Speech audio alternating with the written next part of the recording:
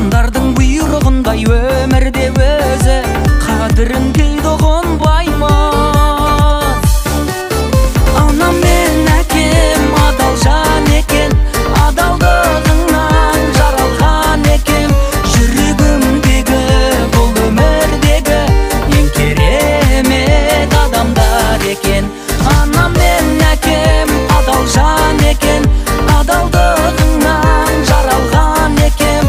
Жүрегімдегі бұл өмірдегі ең керемет адамдар екен.